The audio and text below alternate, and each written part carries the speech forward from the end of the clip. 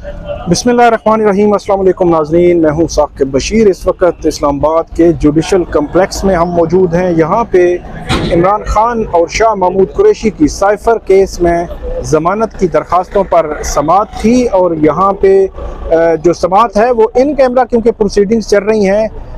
मुख्तसरन मैं अहवाल आपके सामने रखता हूँ कि सुबह 8:30-9 बजे से लेकर अब तक हुआ क्या है। फिर हमारे साथ मौजूद होंगे सीनियर वकील हैं सरदार मसरूफ़ अली ख़ान, जो PTI की लीगल टीम का भी हिस्सा है। यहाँ पे बहुत ज़्यादा वाक़यात होते रहे इस्लामाबाद में, जिनमें सरदार साहब जो है वो रिप्रेजेंट करते रहे हैं, ख़ास तौर पर जो वर्कर्स हैं। असल में वर्कर्स जो है उनके लिए बहुत कम लोग जो है वो पेश होते हैं अदालतों में, क्योंकि उनकी खबर जो है वो नहीं चलनी होती। बहरहाल बात करते हैं आज जो जज हैं अबुल हसनात मोहम्मद ज़ुल्करनैन, उन्होंने इमरान खान की सुबह 9 बजे दरख्वास्त पर समाअत जब शुरू हुई तो प्रोसिक्यूशन की जानिब से एक दरख्वास्त डाली गई कि इमरान खान की दरख्वास्त ज़मानत के साथ एक सर्टिफिकेट नहीं लगा हुआ और वो सर्टिफिकेट के इस केस से मुतल्लिक कोई ज़मानत हो चुकी है या नहीं हुई, या कोई ज़मानत तो है ज़ेर इल्तवा है, तो उससे मुतल्लिक कोई जो सर्टिफिकेट है वो लगाना होता है, मैंडेटरी है। जो उन्होंने कोई सुप्रीम कोर्ट के जजमेंट्स का हवाला भी दिया और ये कहा कि वो इन्होंने नहीं लगाया हुआ, इसलिए इनकी दरख्वास्त काबिल समाअत ही नहीं है। मतलब इमरान खान की दरख्वास्त ज़मानत काबिल समाअत ही नहीं है। उसके बाद अदालत ने टाइम रख दिया 1 बजे का, क्योंकि प्रोसिक्यूटर्स जो थे वो बिजी थे सुप्रीम कोर्ट में। FIA के 3 प्रोसिक्यूटर्स हैं, शाह खावर हैं, राजा रिजवान अब्बासी हैं, जुल्फ़िकार अब्बास नकवी हैं। उसके बाद यहाँ पे 1 बजे समाअत हुई। 1 बजे की समाअत इन कैमरा प्रोसीडिंग्स थी। वो हम सरदार साहब से पूछेंगे कि इनसाइड कोर्ट हुआ क्या है। केस में जो कंक्लूड हुआ है वो ये है कि जो दरख्वास्त है अदालत ने FIA की, उसको आप ये कह सकते हैं कि जुज़वी तौर पर मंजूर कर ली है।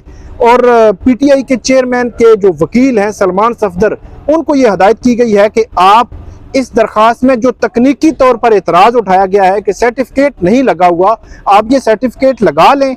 हम 14 तारीख को इस दरख्वास्त को सुनेंगे और 14 को ही असद उमर की, क्योंकि दरख्वास्त ज़मानत पर समाअत है, वो बेल बिफोर अरेस्ट है, तो 14 को फिर इस पर समाअत होगी, लेकिन असद उमर की दरख्वास्त अलग सुनी जाएगी, ये कहा अदालत ने। और शाह महमूद कुरैशी और इमरान खान की दरख्वास्त जो है वो इकट्ठी जो है वो सुनी जाएगी। सरदार साहब, आपका बहुत शुक्रिया, आप हमारे साथ मौजूद हैं।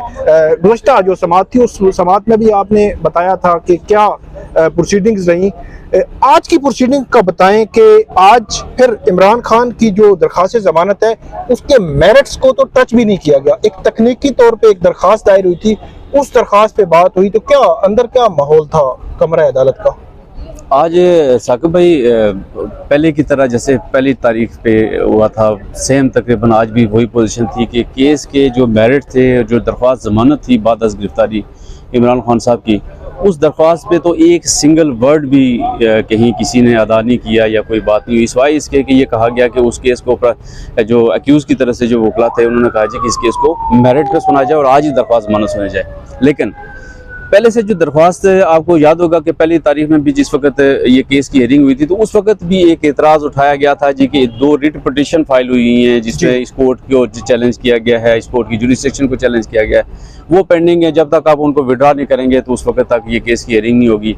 अल्टीमेटली उस केस में फिर कोर्ट ने ऑब्जर्वेशन दी, एक ऑर्डर में भी बाकायदा लिखाया कि आप इस केस का उस केस से कोई तल्लक नहीं है, आप इंडिपेंडेंटली उस केस को सुन सकते हैं। तो मीनवाइल आज जब प्रोसीडिंग स्टार्ट हुई तो सिर्फ सर्टिफिकेट से स्टार्ट हुई। ये होता ये है कि जब आप दरख्वास्त ज़मानत दायर करते हैं ना तो मुल्ज़म के जो लायकीन होते हैं वो बेसिक तौर पर वकील को एक इन्फॉर्मेशन देते हैं। वो इन्फॉर्मेशन ये देते हैं कि ये दरख्वास्त ज़मानत है और इस दरख्वास्त ज़मानत को हम दायर कर रहे हैं, क्योंकि नॉर्मली लोगों को नहीं पता होता कि इस केस में कितने मुल्ज़म हैं और किसने कहाँ दरख्वास्त फाइल की हुई है। हर मुल्ज़म का स्टेटस क्या है, हर मुल्ज़म के पास एक राइट होता है कि वो इंडिपेंडेंट अपना वकील करे। ठीक है। अब आज सलमान सफदर साहब के भी यही आर्गूमेंट्स थे कि हमारे पास हम अब ये ढूंढते फिरें कि किसने ज़मानत किसके थ्रू और कहाँ लगाई हुई है और वो सर्टिफिकेट में मेंशन करें, जबकि था भी ऐसा है कि जो सर्टिफिकेट था उसमें सर्टिफिकेट ये लिखा हुआ था कि ये पहली बेल पिटीशन है जो इस कोर्ट में दायर की गई है। इससे पहले कोई बेल पिटीशन कभी भी किसी कोर्ट में, हाई कोर्ट में या सुप्रीम कोर्ट तक नहीं दायर की गई है।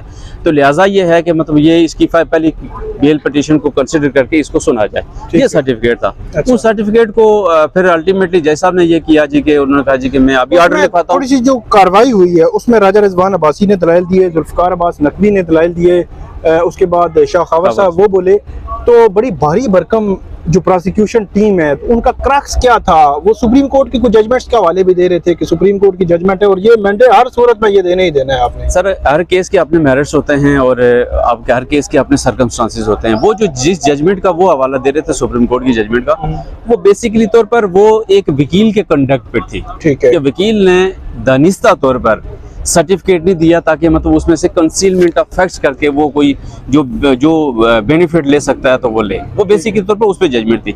इसमें ना तो किसी की कोई बेलाफाइडी थी और ना कोई इस तरह की बात थी कि ये किसी को पता नहीं है। देखिए ना, असद उमर साहब की जो दरख्वास्त जमानत है वो बेसिकली तौर पर प्री अरेस्ट बेल है। ठीक है, प्री अरेस्ट बेल के मेरिट्स टोटली डिफरेंट होते हैं और आफ्टर अरेस्ट के मेरिट्स टोटली डिफरेंट होते हैं। इसलिए उन्होंने, चूंकि वो एक अलग वकील के थ्रू फाइल हुई थी, इसलिए शायद उन्होंने ये सर्टिफिकेट पे देना उसको मुनासिब नहीं समझा। और वैसे भी वो कौन सी कुछ छुपी हुई हैं ऑलरेडी 14 तारीख के लिए, तो वो फिक्स है। हाँ बिल्कुल 14 के लिए फिक्स है। और उसके बाद जो सलमान सफदर हैं उनकी जानिब से भी ये कहा गया कि मेरी 23 साल जो है वकालत है, तो मैंने कभी ऐसा सर्टिफिकेट दिया ही नहीं। तो इस इट मीन कि ये सर्टिफिकेट देने का रवाज नहीं है या इतराज नहीं उठाया जाता? सर्टिफिकेट मैंडेटरी है, लेकिन अच्छा। सर्टिफिकेट में जो बात प्रोसिक्यूशन कर रही थी वो मैंडेटरी नहीं है। अच्छा, उसकी बात कर रहे थे कि मैं ना इसको ओबे करूंगा, ना इस तरह की कोई बात करूंगा और ना मैं इस पे बहस करना चाहता हूँ कि ये चूंकि इतने सीनियर लॉट है और इतनी सीनियर लॉट हो गए, किस पॉइंट पे आर्गूमेंट कर रही है और कोर्ट का टाइम, प्रीशियस कोर्ट का टाइम जाया कर रही है। बहुत शुक्रिया सरदार साहब, आपने बड़ी तफसील के साथ बताया कि केस जो है अब 14 सितंबर को टेकअप होगा। 14 सितंबर को अदालत समाअत करेगी। 14 सितंबर को इमरान खान और शाह महमूद कुरैशी की ज़मानत का जो फेट है वो डिसाइड होगा कि ज़मानत होनी है या नहीं होनी। बज़ाहिर मुझे ऐसे लगता है कि ये ज़मानत इस फोरम से शायद ना हो और ये मामला हाई कोर्ट में जाकर रुके, लेकिन 14 सितंबर को देखते हैं जब मेरिट्स पे बात, मेरिट मीन के जो ज़मानत में जितने मेरिट्स डिस्कस होने होते हैं उस पे बात होगी तो मामला जो है वो आगे चलेगा। इसके अलावा आज 2 और केसेस थे। एक चौधरी परवेज़ इलाही की ज़मानत की दरख्वास्त थी, उसमें जो प्रोसिक्यूशन पुलिस है उसकी जानिब से रिकॉर्ड नहीं आया था, तो इंसदाद दहशतगर्दी अदालत के जज हैं अबुल हसनात मोहम्मद ज़ुल्करनैन, उन्होंने समाअत कल तक मुलतवी कर दी। और जो अली वज़ीर हैं, जो PTM रहनुमा हैं, साबिक मेंबर कौमी असम्बली हैं, उनकी जानिब से जो दरख्वास्त ज़मानत थी उस पर उनको 30,000 रुपये मुचलकों के इव्ज़ उनकी ज़मानत जो है वो मंजूर कर ली और उनको रिहा करने का ऑर्डर किया है।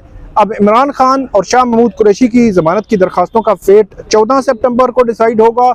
इसके अलावा चौधरी परवेज़ इलाही की ज़मानत की दरख्वास्त का कल जो है वो फेट डिसाइड होगा और ज़्यादा चांस यही है कि चौधरी परवेज़ इलाही की जुडिशल कॉम्प्लेक्स हमला केस में ज़मानत हो जाएगी। लेकिन वो ज़मानत होने के बावजूद क्या उनकी रिहाई होगी, ये सबसे बड़ा सवाल है। इस सवाल का जवाब जो है वो अभी ढूंढना बाकी है। बज़ाहिर ऐसे लगता है कि शायद उनकी रिहाई ना हो सके और अली वज़ीर की रिहाई भी शायद ना हो सके। तो ये थी आज की जो प्रोसीडिंग अहवाल जुडिशल कॉम्प्लेक्स से। मुझे दीजिए इजाज़त, अल्लाह हाफ़िज़।